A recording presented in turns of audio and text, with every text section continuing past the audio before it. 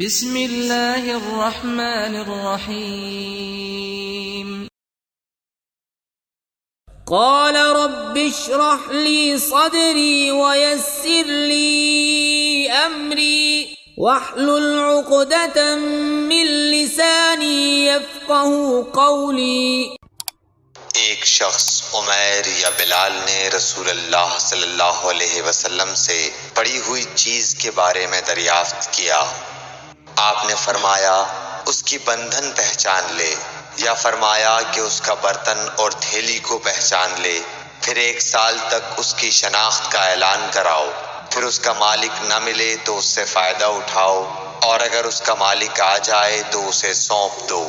اس نے پوچھا کہ اچھا گمشدہ اونٹ کے بارے میں کیا حکم ہے؟ آپ کو اس قدر غصہ آ گیا کہ رخسار مبارک سرخ ہو گئے، یا راوی نے یہ کہا کہ آپ کا چہرہ سرخ ہو گیا۔ یہ سن کر آپ صلی اللہ علیہ وسلم نے فرمایا، تجھے اونٹ سے کیا واسطہ؟ اس کے ساتھ خود اس کی مشق ہے اور اس کے پاؤں کے سم ہیں، وہ خود پانی پر پہنچے گا اور خود پی لے گا اور خود درخت پر چرے گا، لہذا اسے چھوڑ دو یہاں تک کہ اس کا مالک مل جائے۔ اس نے کہا کہ اچھا گمشدہ بکری کے بارے میں کیا ارشاد ہے؟ آپ نے فرمایا وہ تیری ہے یا تیرے بھائی کی، ورنہ بھیڑیے کی غذا ہے۔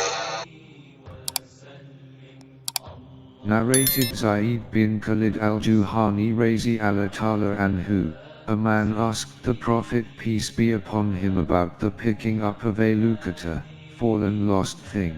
The Prophet peace be upon him replied, recognize and remember its tying material and its container, and make public announcement about it for 1 year, then utilize it but give it to its owner if he comes. Then the person asked about the lost camel.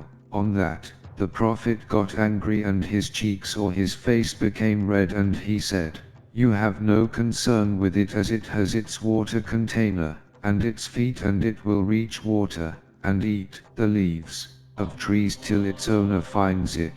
The man then asked about the lost sheep. The Prophet replied, it is either for you, for your brother, another person, or for the wolf. صدق اللہ العظیم۔